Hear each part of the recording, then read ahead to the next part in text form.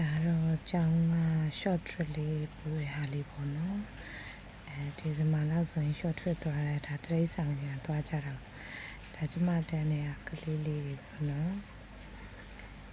ကျမနဲ့တူတူလောက်တဲ့ teacher တွေရဲ့ကျမတန်းနေကလေးတွေရဲ့ဒါတရိတ်ဆောင်ပြန်သွားမယ် flow လေးပေါ့နော်တရိတ်ဆောင်ပြန်ရောက်ပါပြီ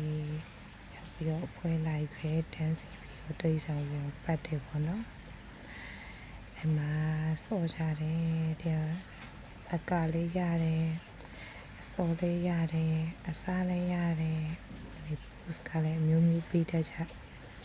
တော့စင်ကြီးရှိမှတပုံရိုက်ကြရတယ်ပေါ့နော်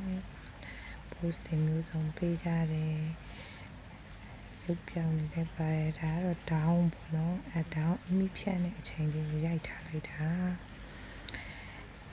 အဲ့ဒီကနေပြီးတော့ကျမတို့စက်သွားတဲ့မွေခန်းနဲ့ရောက်သွားပေါ့နော်ဒီပြထိုက်ကြီးတယ်မှာတော့မွေတွေကြည့်ပြီးတော့မလေးဒါကတော့ဘလို့မွေတိချဲလာကြည့်ပါဦးဖြစ်ပြီးတော့မောသွားပြီပေါ့နော်မောသွားတော့မုံလေးစားကားလေးစားဝင်ရနဲ့မလေးအဲ့လက်တော့စော့ချသေးတာပဲသူတို့ဒါတော့တချင်းဖွင့်ပေးထားတာကားစီဟာသူတို့ချစ်လို့ဆိုပြီးရှာဖွင့်ပေးသမျှတချင်းအကုန်ကတတ်တာတော့ဒါတော့ကိုလီတချင်းနဲ့ကနေရပါတော့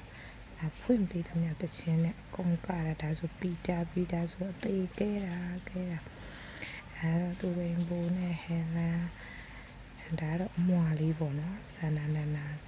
လေးကတော့ကျမရဲ့အတန်းထဲမှာလိမ္မာဆုံးလေးဟိုဘက်ကသမီးလေးမေရီ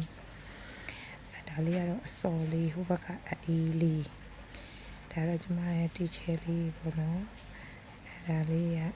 အစော်လေးတွေက teacher ရင်းနဲ့အတူတူထိုင်တော့ငြိမ်နေတာဟိုဘက်ကလည်း sky လေးပေါ့ဒီဘက်ကကီစင်ဒီဟိုရှိကဥထုပ်လေးနဲ့ရောက်ကဟိုဘက်ကကမလေးကတော့ area ဒီဘက်ကတော့ထိုးနီးဒါတော့မေဘယ်လေးနဲ့ဆိုနီယာလေးနဲ့ကတော့လိမ့်သွားတယ်ပေါ့နော်ဒါတော့ပြပါပြီ